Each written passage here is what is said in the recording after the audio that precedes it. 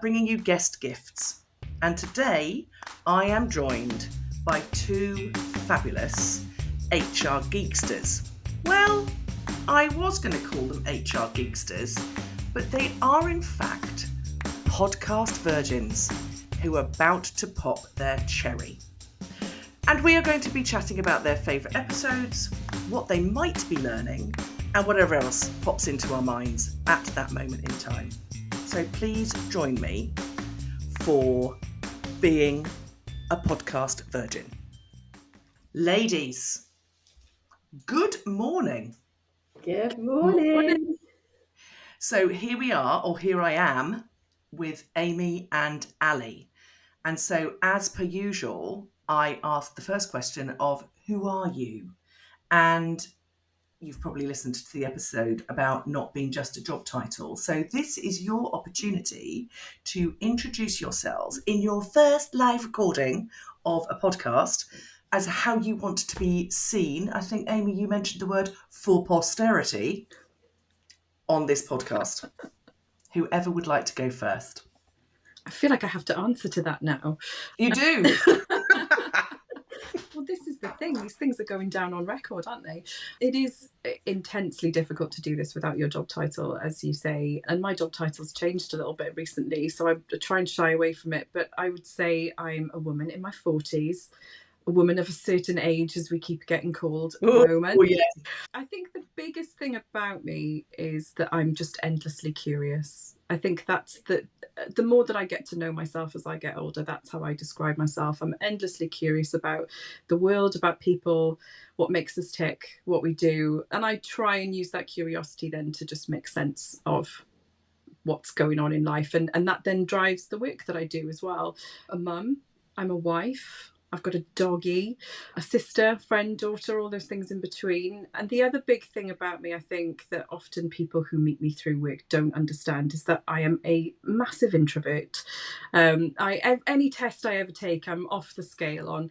But I'm somebody who's really driven by connection. And that's probably my main driver in life as well, is to connect with people. So I have this constant everyday battle with myself that I can't get enough of connecting with people, but I also need to stay the hell away from them and sit in a dark room a lot of the time as well. So I can be found sort of chatting it up with friends or just alone with my dog up a mountain or on a beach. I love that. I'm not going to respond to any of that just yet, although there's so much I could say from how we are connected that draws us into that. So that is amazing. Thank you so much. And Ali. Gosh, so many feels with Aime, so many resonates there. I am a wife, a mother to two teen boys, and my Welsh Terrier, or my Welsh Terrierist as I call him, because he brings us deep joy but is completely batty. Love to belly laugh. I feel like I lost that part of myself a little while ago and I love getting it back. So I love silliness and just being really, really daft.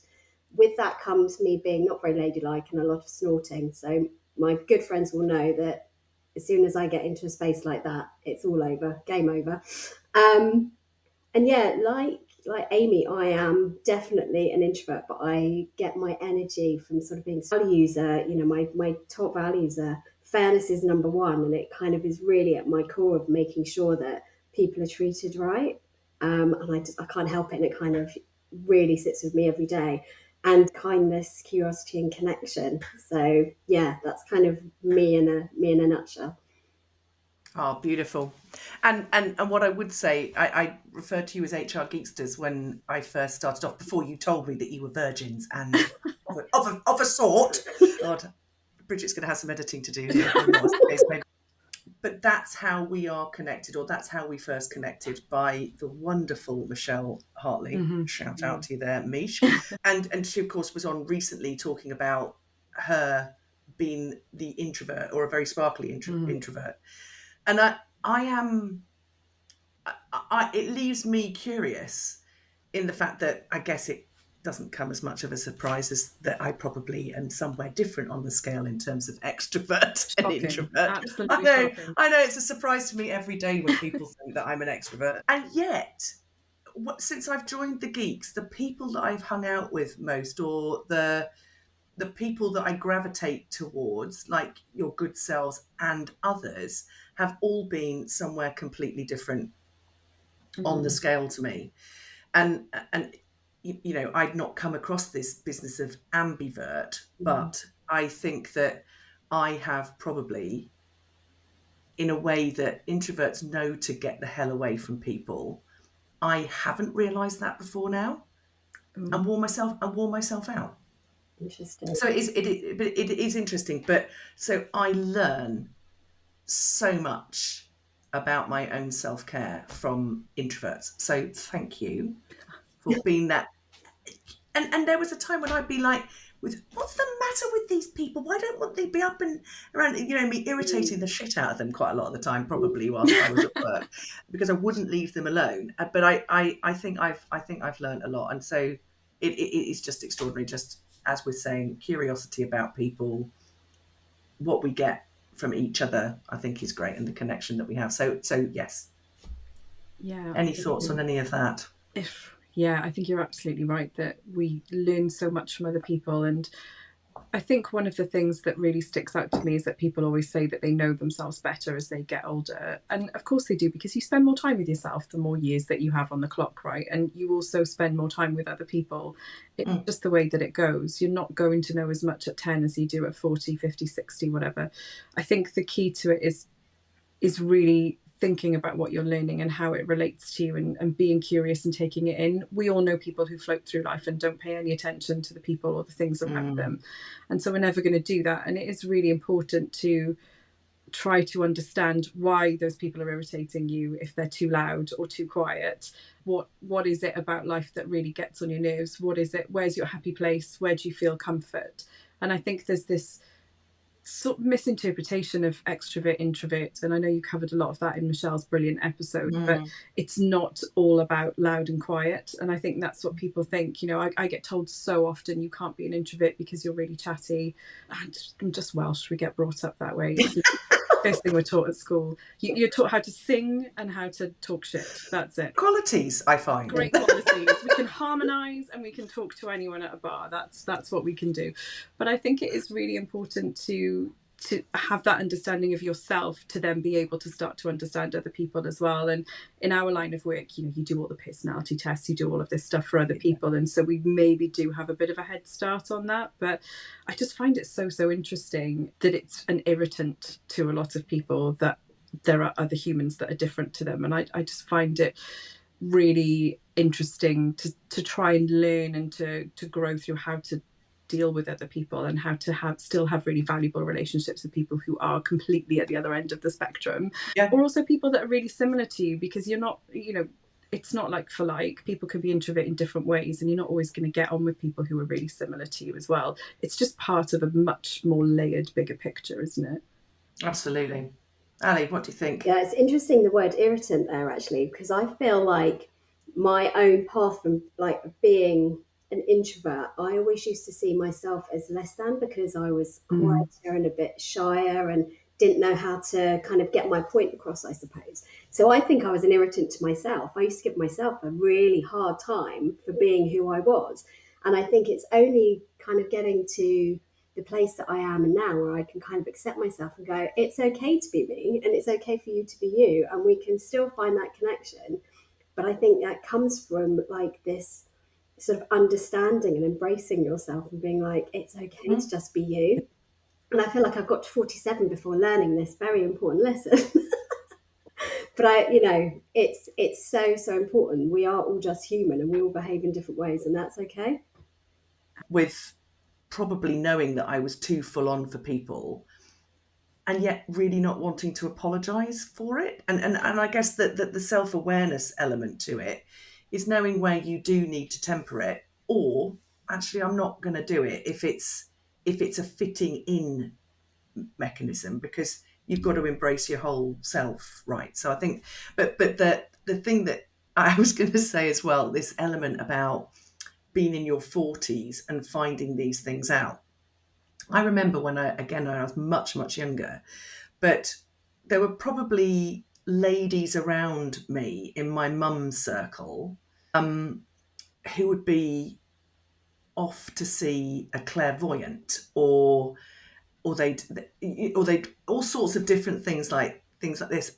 And I remember thinking, oh my God, what are they seeking? What the hell do they need to know? And I really just sort of like fobbed it off in a way that I'm very interested now in sort of like the intergenerational conversations where I don't seem like a loon talking about things that may well not be striking people in their teens or their 20s or their 30s, but wanting to find ways of going, please be doing it now for yourselves and learning something rather than, but I also say better late than never at all. That's very true, but it's so interesting that those ladies were clearly trying to find themselves using external channels. I mean, you don't get any more of an external channel than going to see a clairvoyant, I don't think, literally. No, but I going get to another guess, realm here, literally. Yeah, but I think it's just so interesting that they're looking, they're willing to look so far outside of their everyday life just to get some sense of themselves, because especially that generation, they would have been completely defined by just being homemakers and mothers. I say that just being really intentionally, because that's what gets thrown around now. I think thankfully we understand that that's a bloody full-time job and a half in itself, for sure, that we're all trying to do on top of other jobs as well, but we wouldn't have had that. No, I think the interesting thing was that my mum, similar age, was also fobbing it off for them because she worked full time. She was the woman in my life who went back to work after 4 months of maternity leave and left me. So I wasn't part of a norm that you could see with everybody else.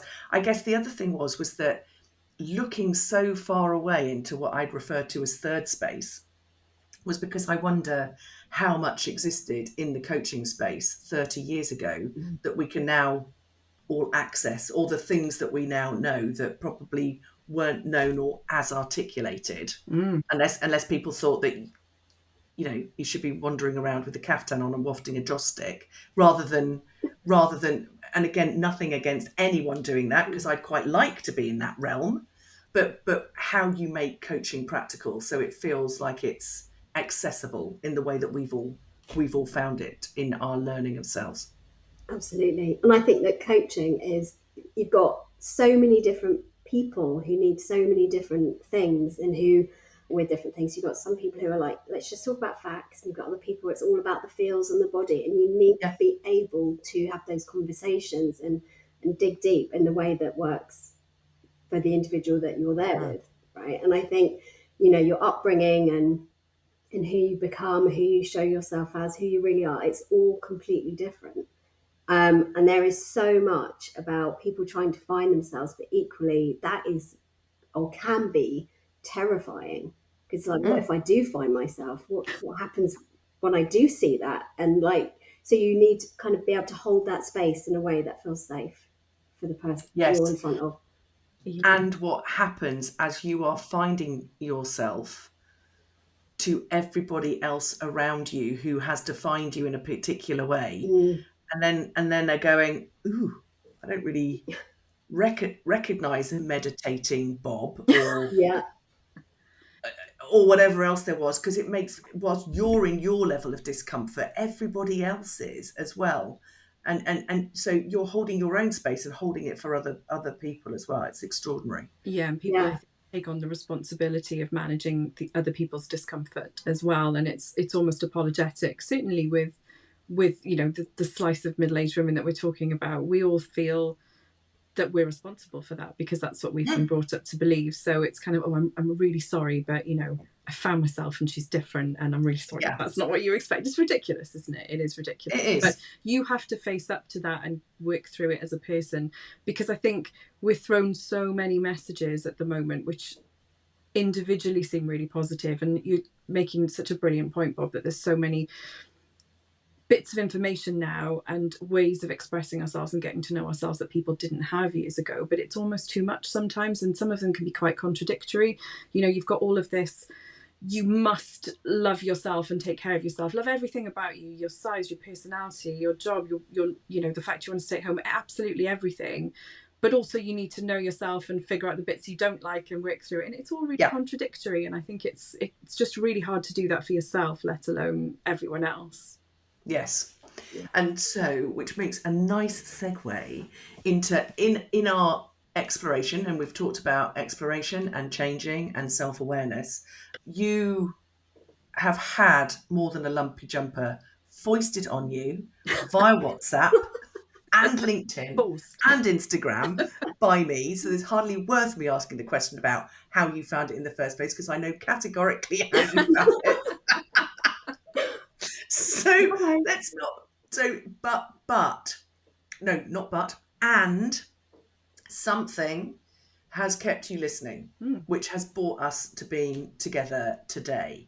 So I'd like to hear about both your favorite episodes, but maybe ahead of that, what is it that has kept you coming back to listening to more of it? I think for me, the kind of the coming was really funny when I first saw the link to the podcast. I thought, oh, that looks interesting. I'll listen to that, and I didn't for ages. And then suddenly I was going on a drive and thought, I love listening to a podcast in my car, and I put it on. And since then, I've just kept listening. And I think from my perspective, it's because it's real and it's honest.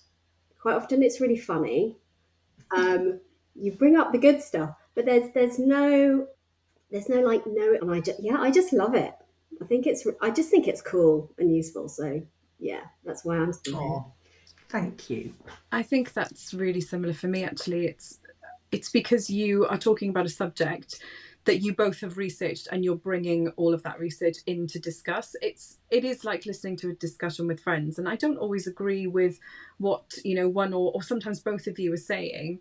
Usually I am sort of like, yeah, I get that, I get where you're coming from, but sometimes I think, oh, I wouldn't I wouldn't maybe think it's because of that, and that's a really good thing, because it feels like a discussion. It doesn't feel like that really binary it is or it isn't that Ali's talking about. And like I was saying before, that's part and parcel of this culture of just throwing things we must or mustn't be doing at us.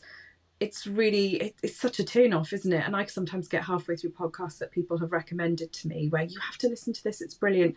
And I think maybe going back to that curiosity so innate in all of us, I really don't vibe with that. I think, God, you're just talking at me to get me on your side because you think that what you think is the absolute truth, and nothing else can go against that. I feel like it's just a discussion, and I like the format.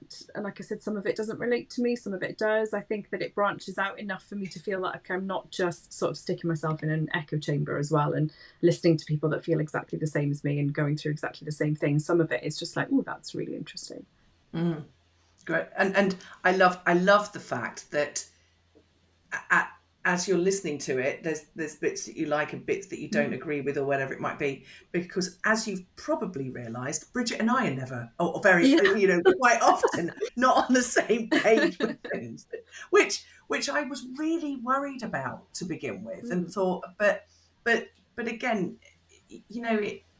it's equally a practice in research and a practice in properly, actively listening to somebody else and seeing the other perspective. And again, you're not the first and hopefully not the last who comes to me, I didn't agree with such, so I didn't like that. And I'm like, well, that's sort of fine.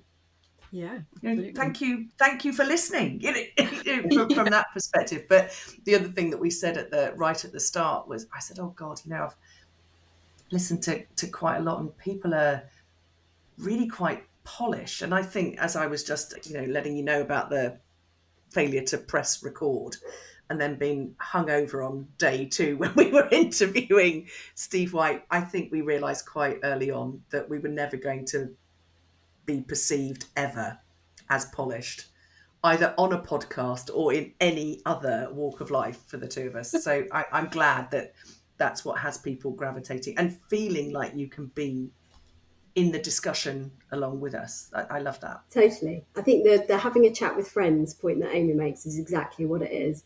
And those moments where you're listening and you can just go and you can shout at, I was going to say shout at the telly. It's not just the telly, shout at your phone or the car or whatever it is, wherever you are, and go, yes, that's it. Or No, but you I'm can not so kind sure. of do it out Yeah, loud, and I love that. that's brilliant.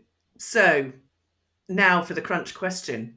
And as you will have seen on the other guest gifts, people never only stick to one. So if you don't want to stick to just one favourite, you don't have to. There's no rigid rules here, as you've probably realised as well. So favourites and why?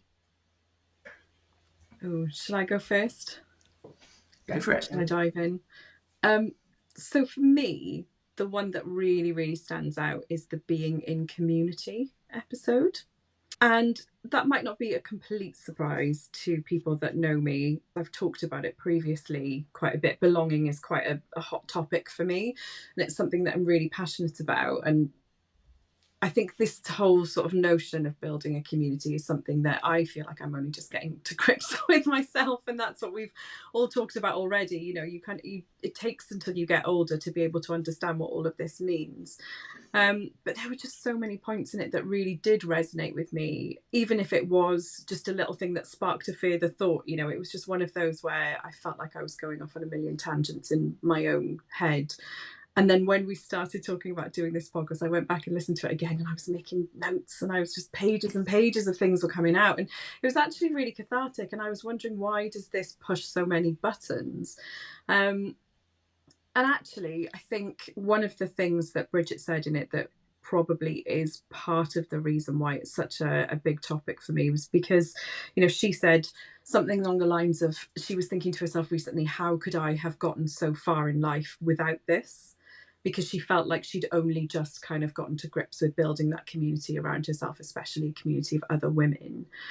And that was a real gut punch for me. Feel like, you know, finding and building this community that you feel safe in, that you feel secure in, that you feel that you can completely just be yourself in, seems to be this sort of golden egg that we're all looking for. And it's not that easy. And I think a lot of people make it look easy, and they probably do experience it as quite easy. And I think that comes down to who you are as a person, how easily satisfied you are, and absolutely no judgment there, of course. I think if you are somebody that likes to pull the nuts and bolts out of everything like I do, and I suspect you guys do as well, you aren't easily satisfied with situations, with people, sometimes with relationships. I think you are looking for something to be consistently what you need it to be. And I don't think that happens a great deal in life for a lot of people, actually. And you grow and you change. And sometimes you, like Bridget was saying, she moved around a lot. So it was really difficult to have that community, that physical community, especially before COVID, when we, you know, we're all used to being a bit more stretched out now. And I think, you know, in my own life, just down to the way that my life has gone, and maybe not being exactly what I expected it to be when I was younger, and having to deal with that then as you get older and kind of go, oh, you know, I didn't just leave town, go to university like the rest of my friends. I stayed, I worked through some things, I got a job, I stupidly fell into HR, don't know how that happened. If I could go back, you know, and you work through it, and then you come out the other side of that a little bit. I feel like you step out. I don't know about you two, but I feel like at some point you step out of the fog of that a little bit, and you go, do you know what, this is my life, it's pretty good, I've got lots of brilliant things going on in it, and I can still make it my own because I've got the ability to do that. And I think at that point was really when I started building a community, and for me it's really been more of a prevalent thought in the last sort of year and a half, 2 years. I lost my father back in 2020. I hate that expression. He died. It's such a stupid expression, isn't it? They're not lost. They're not down the back of the sofa, as my friend always says. Oh, God. The terrible dark humour. He would laugh at that. You can edit that. But he would find that hysterical, which is why I always make that joke. So he passed away after some really difficult years. He was my mum's main carer. She's got Alzheimer's, and I think I spent a good chunk of years, like 4 or 5 years before that, just caring for both of them with a toddler. Wouldn't recommend. So I was just part of that sandwich generation that exists now. And I think, you know, when you've got an extremely young child and you're running around after parents, I didn't have a life, and I didn't have anything that resembled a community, because I was the one looking after what I considered to be my community. And then, you know, coming out the other side of that, for what I guess you could consider to be the worst reason, because these people aren't around anymore, it actually meant, well, it was like somebody going, here's your life back. And I felt really isolated, and I felt really like, oh, I don't really know what to do with this sort of gift of time and space and the ability to think about things and what I want and what I need. I really didn't feel like I knew myself at all. And even that came through into my work then, because I was doing the same thing at work. I was going to work and I was just doing whatever people needed me to do. And even though I'm blessed with some wonderful, wonderful people in my life, I think I was just probably filling that space for them as well. I was just Amy that turned up and, cooked dinner for them every now and then, or sorted the Christmas presents, or, made sure the birthday cards were sent, or the reliable person that would give them a lift, or all of that sort of stuff. That's not, as you were saying before, Bobby, at the start, that's not who you are, is it? That's what you do. And I think that's really different. And I went to first HR Big Meet the middle of last year, and I still don't know what possessed me to do that. I've never done anything like that before. I just kind of got on a train to London, and I thought, you know what, if I turn up and it's shit and it's full of weirdos, I'll just go and have a day shopping in London. I've been to London hundreds of times before. I know my way around perfectly well. I'll just go and have a nice day out and it'll be great, and then I'll go home, and there we are. But it was great, and I met lots of other like-minded people and a lot of other people that had been there by themselves, and I suddenly thought, oh wow, there's a whole world out there that I now have access to, because I was starting to sort of exist online a little bit more, and not even in a massive way. I'm not a LinkedIn influencer or anything, but I think it was just a real wake-up call. And then I got sort of dragged kicking and screaming into the geeks. I literally got kidnapped by Michelle at the bar, and Emma's HR club as well after that, who runs the Big Meet. And I just have met lots of people through that and have very effortlessly built a community, including you two. And I think, and it's genuinely people who I can call up for a problem with work, or who I can just text and say, do you know what, I'm having a really shit day. What would you do in this circumstance? And more importantly for me, I think it's also about knowing that I'm valued to them. One thing that I really struggled with, that also came up in this episode as well, is the kind of dealing with toxic behavior. Because what I really loved about that episode is that you framed it as building a community is a really good way to deal with a toxic workplace. I've definitely been in that situation. And I thought it was interesting, Bobby, that you were saying you didn't think that you had. And it's one of those things where you kind of feel like everyone's had the toxic boss or whatever, but that's not going to be the case, is it? Or perhaps it just hasn't affected you in the right way. And I am a big believer in things just becoming a perfect storm sometimes. Bad bosses aren't bad people. And a toxic environment is an accumulation of a lot of difficult circumstances coming together. You take even just one person or one circumstance out of that mix, and it probably wouldn't be as bad. It just is that particular mix at the time. And I was dealing with some toxic workplaces, and have done since as well. And I think I've thrown myself into things thinking, oh, this is just what I should be doing for my career. This is the natural next step. Or I've been headhunted for roles and stepped into it and thought, oh shit, this isn't what it needs to be. But I have dealt with that much better having a community around me. Even just this year, leaving a spot that absolutely wasn't right for me, I did that because of the support that I had from people around me going, look, I see you. This is what you can do. This is what you probably shouldn't do. This doesn't feel like this is right for you, and listened and didn't try to fix. And I think that's what people really close to you do sometimes, isn't it? They want to fix everything for you. And I think finding a community of people whose brains work in a more similar way to mine, and who understand that life's a bit shit sometimes, and you just have to support people through it rather than tell them to get over it or try and fix it for them. That was just so important. And I feel the same as Bridget in that episode, where I think, how the hell did I go so far without this? But I wouldn't be the person that I am now, and I probably wouldn't have those relationships with that community if I hadn't gone through times where I was a bit more isolated, whether that isolation was by choice or not.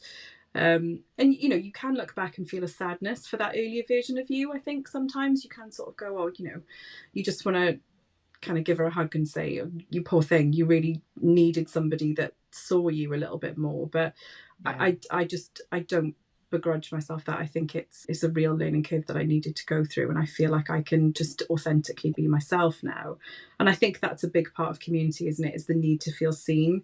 It's not just what can you do for the people around you, it's who are you, how are you valued by people, and how you value yourself, and what you stand for, and what's really important to you, and what you can, quite frankly, do without. And I think it's that element of having that support, whether you're somebody that is the loudest in the room or not, doesn't really matter, does it? You can be quiet and still be part of a community. You can be somebody that drops in every now and then. And we all know that, rather, from the geeks, don't we? There are people who crop up every couple of months. And then there are people like me who probably message back to people asking questions every day. And I think it's really nice that there's no judgment. And I think nobody wants anything from anyone other than to be seen. I also thank you so much for all of that, Amy. Oh my God, there's so much in that. It's like, okay, right, let's just write down Amy now as another guest when we're redoing the community piece. There was so much in that, and I'll just say a few things before we throw it over to Ali, because I know that Ali has well, it sounded like Ali's got a great story. I'm looking forward to the episode she chose. Yeah. There's things that struck me in what you were saying. The word that kept coming up for me was untethered. And I think that you and I may well have talked about this before when we were together, about how you feel when you lose parents. That there is an untethering to that, to where you now are, when they were part and parcel of a fabric, whatever that fabric was that you were part of, and the fact that it's still there, but there's a tethering elsewhere. And I also think we talked a lot about self-awareness when we first started out. I think without self-awareness, that has us untethered as well, because we don't know where we're at.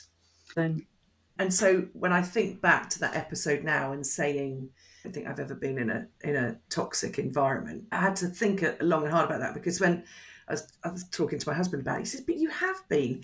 But I think that what I was able to do probably more recently, which is where I'm harking back to, because of my self-awareness, because of my knowledge of self, I managed to tether myself to not have it touch me in the same way that it was other people. Yeah. So I didn't get as unraveled. So I knew it was going on. I was challenging it.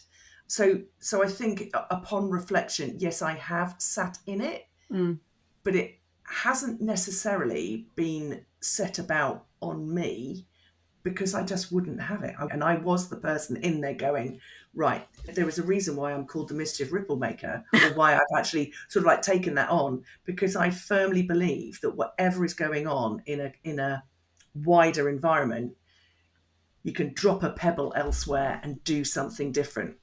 So the communities that I was building, the toxicity wasn't there, and we were doing all we could to be building more of a movement to actually rid it as much as we can. And sometimes I got back to the exhaustion. I'd be like, I've done as much as I can, but now it might touch me and I might get poorly, so I'm off. That's a good point to make. And it's knowing those moments. Bit of it. And for me, I think we have talked about the losing your parents thing before, Bob. You're absolutely right. And I think that feeling of being untethered, it's something that you cannot describe to people until they're in it. For me, you can sort of, if you're talking about it in a joking way, you'll say, well, there's nobody to tell me off anymore. I literally now have tattoos, and I called myself I called myself an orphan. Yeah. I called myself an orphan, and I was well into my 40s. Yeah. But I was an orphan. And I think it's really, I felt awful. You do feel adrift, and I think it's really, and it's different for everybody, because for some people it's actually quite freeing. They might not have had a home life or whatever. It is really difficult, but you are untethered and you do feel a little bit like a kite in the wind. And I didn't love that feeling initially. It was too much. And I absolutely reached burnout big time, because I was just existing. I wasn't living. And I had some wonderful people that I worked with as well at the time that were lovely and made sure, I ate my lunch, or that I wasn't taking on too much. But I was at the time going through all this difficult stuff, going, I just want to work. I just want to work because I can do that. It's really easy. I'll go there, it's fine. And thankfully, when my dad was really poorly, I worked in a great place, brilliant people.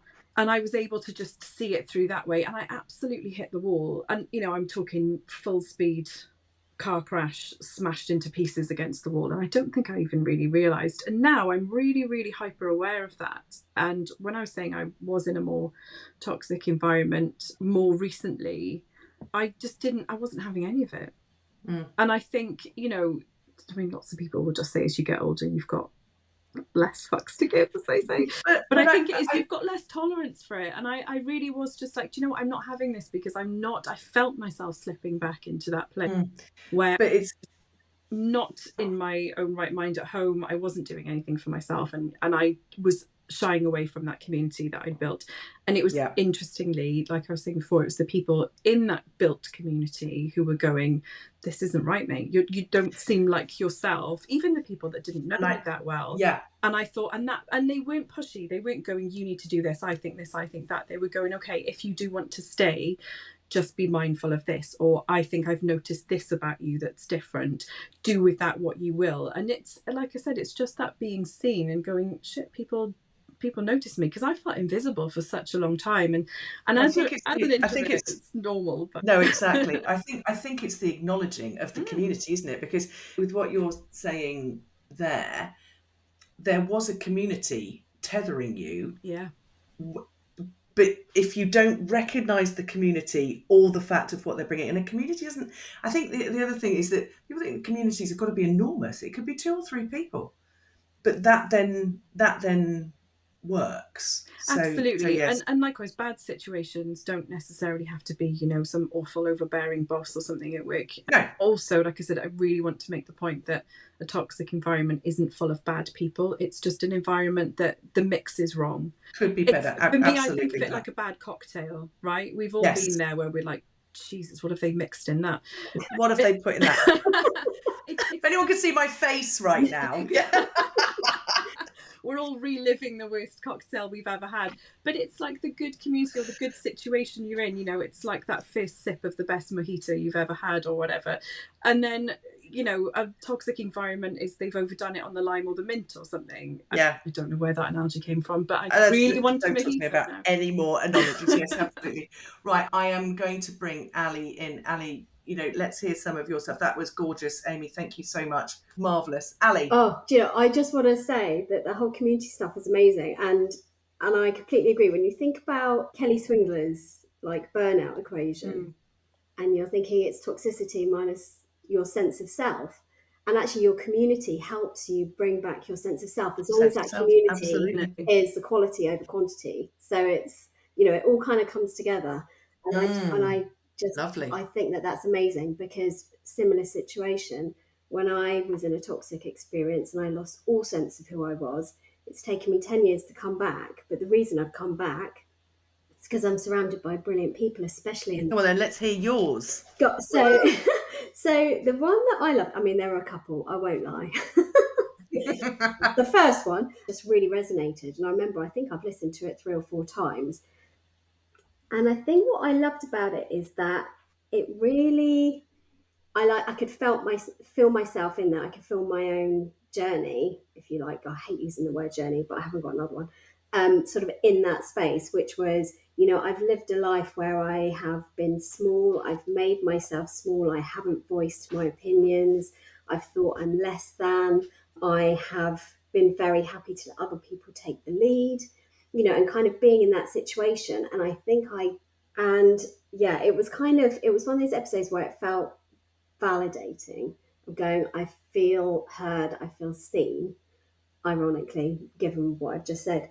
It's about, you know, not censoring yourself, around finding your voice. And if anybody's read any of my LinkedIn posts, they may or may not know that I've been learning to sing. Now, I'm definitely not going to be on Britain's Got Talent.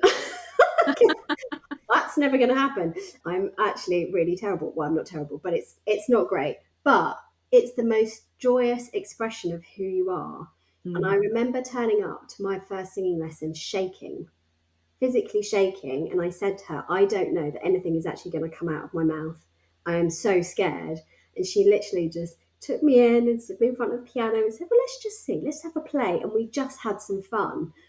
And it is really good fun. And I was so quiet at the beginning. I'd be like, "Can you sing with me?" And she used to say to me, "I can't sing as quietly as you. I don't know how it's possible." And I realised that I had never used my voice. Like, I don't tend to get angry. I'm not a shouter. Maybe after like a few pints of beer or something like that back in the day. All of those techniques that you have to be in your body in order to be able to sing, and you have to get out of your own head as well. So there's something so powerful about it, regardless of what actually comes out. It's just a moment of joy. And then there were other things in the episode about faking it until you become it, which I love, because you hear a lot about fake it till you make it. And for me, that feels really uncomfortable, because that feels like, God, how long is that going to take? Am I ever going to reach that? But actually becoming something and internalizing it and bringing myself in here, and eventually I'm going to be the real me. And I love that. And there was so much in this episode. I feel like I'm going to get really fast. I'm going to have to slow myself down here. The other thing was about overusing the words sorry and just, because it diminishes your presence. And I was like, oh my gosh, I use sorry way too much, and I definitely adjust. Oh, I'm just going to do this. Oh, sorry, do you mind if I just? I was like, okay. I felt like somebody had punched me in the face when that was said. I was like, okay, judge me not. But it was just, as my fantastic acupuncturist would say. And I went to a female retreat at the beginning of this year. It was led by people who have generally done a lot of men's work, and there's a lot of anger and how men can express their anger. And actually working with women, they were like, we feel like that's there too. Like, as women, how do you express anger? Because when we express anger, we're being a bit over the top and all like melodramatic, and we don't know how to do it. I think as men and women, we don't really know how to do it, because from a society point of view, where do we put it? And I don't think we've ever been taught how to have a healthy relationship with our anger. And I loved, and I can't remember whether it was your bridge, but talking about compassionate anger and how to channel anger positively. And, and teaching it from an early age. I'm a mum of 2 boys, one of which shows his emotion and the other one buries them way, way, way down. And I'm thinking, I would love you to be able to show when you're, or this whole kind of being visible thing really pisses me off. Because as somebody who's always struggled to be visible, and, so for example, what gets in my head is that how many people are promoted into a position because they know the right people, or they know how to say the right things to the right people who are above them, and how many brilliant people who are supporting their teams, doing a great job every single day, being missed because they're not shouting about the big I am. Pardon the phrase, it feels a little bit, maybe you have to edit this bit out, it feels a little bit about people going on about how big their dick is. It's like, if you've got the bigger dick, you get the bigger promotion. And honestly, it's bollocks, and I can't bear it. I mean, it tweaks my fairness value. Whilst we're talking about one level of genital, it does apply to both men and women. It absolutely does. Yeah. Definitely. Because women think they have to compete with that. Exactly. So the male energy comes up. Yeah. And it's kind of toxic on both levels, because I think men possibly find it easier, but then you've got the men who are quieter and who are more in touch with who they are, more empathic, who can't do it, but they're brilliant leaders for their teams and they don't get seen. And then you've got the women who feel like they need to be like that and thwang it out on the table, because that's the only way. And I mean, you know what? My husband said that to me once, and it's always stuck with me. You've got to thwang it out on the table. Thwang it out on the table. Oh my God. What oh my God. an image. I feel like I need to use that more. Thwang it out. That's my gift to you. Thank you so much. But it just, all it around. I'm like, it's bullshit. Stop it. Thwang. There's got to be such another way. a good word. Oh, Ali, thank you so much for honestly, I'm sort of like getting the tingles a bit, because I don't know if you realise just how many somatic practices you have been in or are in as a result of what you're doing. Sorry, that sounds like I was plugging myself then. I'm not. But you talked about the singing. And I've got a bloggy post that I'm conjuring up, which I haven't quite got to yet. But the thing with singing, if we want to go back to tethering and who you actually are, you're absolutely right. And you mentioned at the beginning about belly laughing. Yeah. Singing. And if you feel the sensation that you have when you're belly laughing, that's where you should be singing from. Ooh. Because you're not singing from here in your neck then, but sing from your belly. That'll thwang it out if we're actually now using this as a so I'm not sure how but I think- interchangeable that is, Bobby. I'm not sure it actually is. Maybe that didn't work. Yeah, you've got to try these. You've got to try these things out. You've got to get out. Give it a Yeah, test you've run. got to. Yeah, Maybe so, that but- didn't work but yeah. either. Sorry. But yes, but the belly laughing with where you are at with your singing. I think the other thing that in my view, why it makes us feel so much like ourselves is that I don't know what you sing, but I know that there is a story. There's always a story, to a piece of music that you are feeling. And if you're not feeling it, but everybody else is. So we're back to community again as well. I sang in a concert recently, which was about remembrance, but you could see that everybody had a story that they were thinking about whilst they were listening to the music, as well as it being your story when you're actually singing it. So I think it's a beautiful tethering element to that. I still worry sometimes about the faking it word, but I think the way that I would actually look to define it more now is that it's part of you already. Yes. That you are having it become you. And the reason that you're not faking it, you're almost trialing it or piloting it, because it's not yet feeling like it's like you've taken full acceptance of that being a part of you. Yeah. Starting And that's that's you. I think I love hate the expression fake it till you make it, because I think it's such a good way of getting people to understand that you just need to take the first step, and you wait for everything to be perfect and for you to know everything before you start stuff, then you're never going to get any shit done, are you? But I think the faking it bit is a bit harsh, because it gives the impression that it's a yes or no, is or isn't situation. You either cannot or can do something. You either are not or are something. And there's this lovely juicy grey area in between where all the fun happens, where you learn stuff and you make mistakes and you get shit wrong and you take a step backwards, then you take 10 steps forward, and that's not faking it, is it? That's just doing it. I think it's more kind of start it and then one day you'll get there, but that's not as catchy, is it?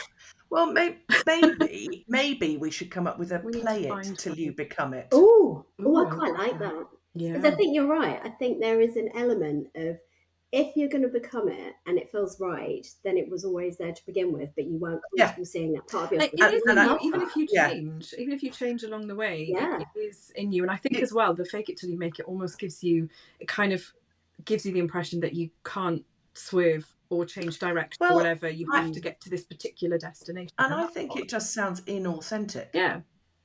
Both elements too, because making what? The fact is that what you're trying to do is harness your real being, your realness, if that's even a word. God, we're making up lots of words today.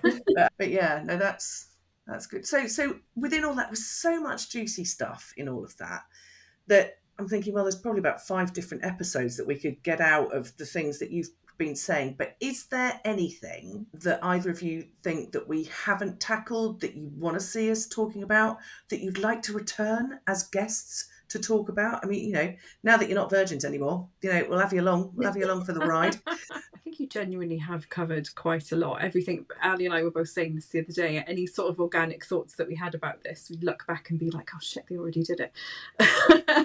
Or you'd remember the episode that you listened to. I think for me, possibly, I mean, I would have said something about introversion, extroversion, but that old Michelle Hartley nicked that one, didn't she? Yeah. As brilliant as it was. But the problem is they all interlock anyway, don't they? Like even the stuff that Ali and myself have talked about today, there's such a huge amount of crossover, because I think, going back to what you were saying about finding yourself, Ali, you have to understand yourself better. And we were saying that then is grounded in community, and it all flows back and forth, doesn't it? I think maybe there've been a couple, particularly like the one where you're talking about the yes and instead of yes. Mm-hmm. and how you sort of bring people to be an equal partner. So maybe a bit more about navigating conflict or something around those areas. It would, just in terms of being useful, because I always find it really useful to, I like taking on board lots of different views of how to deal with difficult situations, because I feel like I've got more sort of, more firepower than when I go into that. For me personally, though, if I was to come back, it would be talking about belonging as a particular thing, rather than it gets wrapped up in a lot of other things. And I think it's such a powerful subject on its own, because it's so huge in your life, and I don't think we really acknowledge it enough. No. And even going back to what you were saying, Ali, it links to that, doesn't it?